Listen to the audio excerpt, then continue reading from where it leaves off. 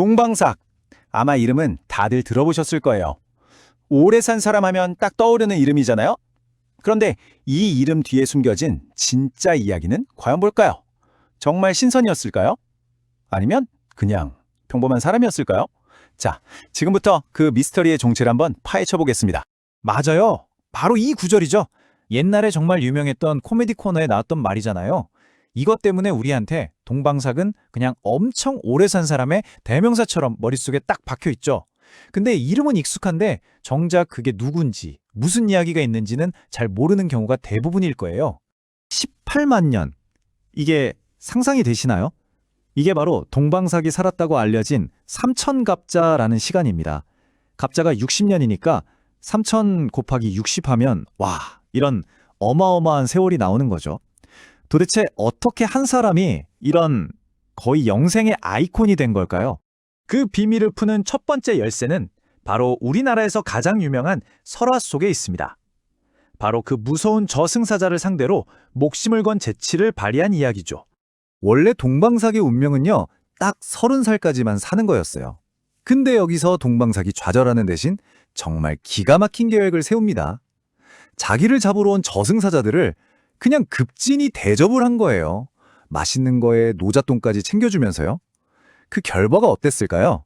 네, 저승사자들이 감동해서 명부에 적힌 10십자 위에 붓으로 획 하나를 쓱 그어서 일천천으로 바꿔버립니다. 운명을 상대로 사기를 친 거죠. 정말 대단하지 않나요? 근데 여기서 진짜 재밌는 건 그렇게 잡을 수 없었던 동방삭이 그럼 대체 어떻게 저승에 가게 됐냐는 거예요. 염라대왕도 아주 골머리를 앓았다고 하는데요. 염라대왕이 쓴 방법은 힘이 아니라 꾀였습니다. 저승사자 한 명을 냇가로 보내서 까만 숯을 계속 씻게 한 거예요. 사람들이 와서 뭐 하냐고 물으면 딱 한마디만 하라고 시켰죠. 이 숯이 하얗게 될 때까지 씻을 겁니다. 말도 안 되는 소리잖아요? 맞아요. 이 불가능한 일을 보고 비웃을 만큼 오래 산 단 한 사람, 바로 동방삭을 낳기 위한 함정이었습니다. 바로 그때 동방삭이 지나가다가 이 광경을 보고 자기도 모르게 한마디 툭 던지고 맙니다. 무심코 내뱉은 이 자랑 한마디에 자기 정체를 그냥 드러내버린 거죠. 결국 동방삭은 저승사자 손에 붙잡혀 가게 됩니다. 아, 그리고 바로 이 설화가 지금 성남시에 있는 탄천, 한자로 숫탄자에 내천자를 쓰는 탄천의 유래가 되었다는 이야기도 있어요. 재밌죠?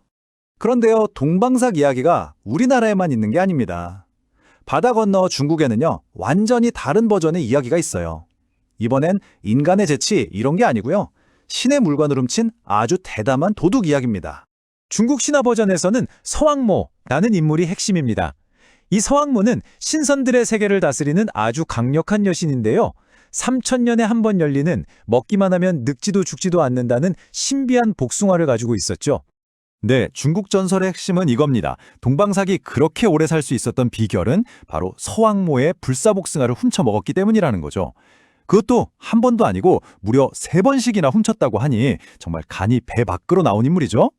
이렇게 놓고 보니까 두 이야기가 정말 다르죠. 한국의 동방삭은 인간적인 재치로 운명에 맞서는 캐릭터라면 중국의 동방삭은 아예 신의 영역을 침범하는 좀 더 초월적인 존재에 가깝습니다. 같은 인물을 두고 한쪽은 재치 있는 영웅을, 다른 한쪽은 신화적인 도둑을 만들어냈다는 점, 이게 정말 흥미로운 지점인 것 같아요. 자, 이렇게 서로 다른 두 개의 전설 앞에서 당연히 질문이 생깁니다. 그럼 도대체 진짜 동방삭은 누구였을까요? 이 신화들 뒤에 숨겨진 실제 인물 말이에요. 이제 이 환상적인 이야기의 세계를 떠나서 역사의 기록 속으로 한번 들어가 보겠습니다. 놀랍게도요, 동방삭은 그냥 전설 속 인물이 아니었습니다.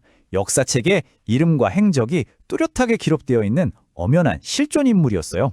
그는 중국 한나라 시대, 그중에서도 가장 강력한 황제 중 한 명이었던 한무제와 동시대를 살았던 사람입니다. 그리고 기록에 따르면 그의 수명은 18만 년이 아니라 61년이었습니다. 전설과 현실의 차이가 정말 어마어마하죠. 실제 동방삭은 굉장히 머리가 좋고 재치 넘치는 인물이었습니다. 그의 유머와 날카로운 직언은 황제의 총애를 받았고요. 그의 일화들은 너무나 유명해서 사마천이 쓴 중국 최고의 역사서인 사기에도 실릴 정도였어요. 특히 골계열전, 그러니까 익살꾼들의 이야기 편에 그의 이름이 올라가 있습니다. 그럼 이제 진짜 궁금한 점이 남았죠. 평범하게 60여 년을 살다간 이 재치 있는 관리가 어떻게 18만 년을 산 장수의 아이콘으로 변신하게 된 걸까요? 그 답은 아마도 그의 비범한 캐릭터 자체에 있을 겁니다. 그의 유머 감각이나 누구도 예측 못할 행동들이 사람들로 하여금 저 사람이라면 죽음마저도 속일 수 있겠다는 상상을 하게 만든 거죠. 여기에 영원한 삶을 꿈꾸는 도교 사상이 결합되면서 재치 넘치는 현실의 관리가 시대를 초월하는 신선으로 점점 이야기가 커진 겁니다. 그런데 참 아이러니하게도 장수의 상징인 동방삭이 우리나라 속담에서는 오히려 죽음을 상기시키는 존재로 등장합니다. 삼천갑자 동방삭도 저 죽을 날은 몰랐다. 이 말은 결국 그 누구라도 죽음이라는 운명 앞에서는 평등하다는 아주 깊은 교훈을 우리에게 남기죠. 결국 동방삭은 한 명의 역사적 인물이면서 동시에 영원히 살고 싶은 인간의 욕망이 만들어낸 하나의 거대한 신화라고 할 수 있습니다. 그의 이야기는 우리에게 이런 질문을 던지는 것 같아요. 한 사람의 삶은 어디까지가 사실이고 또 어디부터가 전설이 되는 걸까요? 그 경계에 대한 질문을 남기면서 오늘 설명을 마치겠습니다.